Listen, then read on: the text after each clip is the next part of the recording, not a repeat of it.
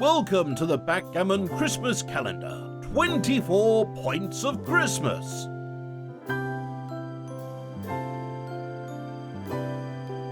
The 19th point by Grandmaster Mark Olsen. What's up, Backgammon fans? Today is the 19th of December and we're gonna talk about the 19 point. So here we have the board. You're playing as orange, I'm playing as purple. Your 19 point is right over here. It's my 6 point. So what can we say about the 19 point? Well, you're never gonna own it. It's very rare that you actually make an anchor here on the 19 point because all backgammon positions start like this. I have 5 checkers on my 6 point, which means that that's my main point. I'm usually not going to give it up, and when I do, it's rare that you get to anchor up on the 19 point. So let's focus on what strategy can be derived from orange point of view as a function of the enemy's 6 point. So your 19 point. So let's see. Let's just have a look here. This is the opening position, right, of any backgammon game. What's characteristic about this opening position? Well, both of us start with 5 checkers on the 6 point.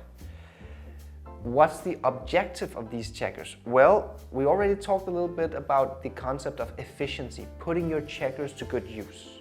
We've discussed this concept quite a lot actually throughout the last many episodes.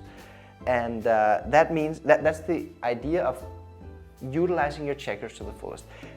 When you start with a stack, these checkers has to come into play, right? That's what they want to do. The checkers have a desire to come into play and be utilized. When you have 5 checkers on a point, they're not being well utilized. So what does that mean? Well, it means that you don't really have a big incentive to put checkers in front of the stack, because now I can unstack efficiently and I can hit loose. I'm going to fight for the key points here and I can try to make these points. While that is true, it's even more true that you want to stack early, you want to split your back checkers early in the game because you're fighting for an advanced anchor here on the 4 point, 5 point, or 21 point, 20 point, or 18 point. And you want to split early while your opponent only has 8 men in the zone and before he gets a dangerous front position. Hey guys, remember to download and play on the Backgammon Galaxy app. So you need to split, so that's more important. But all other things being equal, you don't like to split and put blots in front of a stack. We want to put blots in front of a stripped point. Okay, let's have a look at this position. You have a 6-4 to play. How to play a 6-4?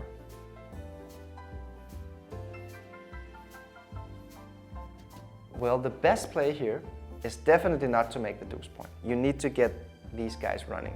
So you get freedom, you get mobility, you liberate your back checkers, and you try to prime your enemy that's trapped over here. So the best play is to come up with a 6, and now the best 4 is to run all the way. Look where we're placing this blot. We're placing the blot in front of a stripped enemy point. If I want to hit this checker, I need to break my point to hit it. So that's something fundamental. We want to put blots in front of stripped points, not in front of stacks. We don't like putting our blots in front of a stack. That's why in this position here, if we could only play a 6 or a 4, and we had to determine which one to play, we would choose the 6, because we're coming to the other side of the stack, or to the other side of the avalanche, as I like to say. Because it's kind of like there's an avalanche of checkers here just waiting to hit you right in your face here. So it's a distraction maneuver. You come to the other side of the avalanche. Now there's not much material here to come and attack you. And of course I am gonna attack you, but I'm not gonna attack you and build at the same time. So when I attack you, I'm still underdeveloped. Like let's say I roll a 6-2 here, or something like this, or 6-4 or whatever. I'm gonna hit, and then I'm gonna come down with a 4. But I didn't really go for a big attack here. I just hit you to set you back, but you have good chances of anchoring up or hitting back. So this is the key idea, oh, this was here. The key idea from this video is that we put our blots in front of stripped points. We don't like to put our blots in front of a stack. And that's especially true when your opponent has a stacked 6-point. The only exception is the opening game. Because here in the opening game, even though your opponent has a stack, you don't mind splitting. Just because it's so early and your opponent is lacking ammunition to carry out a blitz attack. So, but nevertheless, like if you roll a 6-2 here, or a 6-3 or whatever, you come out with a 6, you know, you split out here, and then you unstack.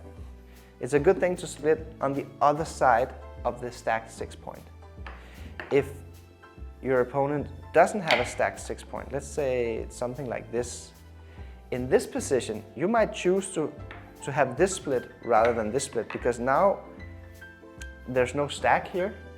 There's an extra builder on the 8-point, which means that I can hit effectively here. So in this position, it might be better to just split on the inside. It's not that I don't have an avalanche to unleash on top of your head here. So that's the idea of this video. Sometimes I call it the theory of where to put blots. We want to put blots in front of your enemy's stripped points. You don't want to put blots in front of your enemy's stacks. Happy 19th of December. We hope you enjoyed this video, and we will see you again tomorrow.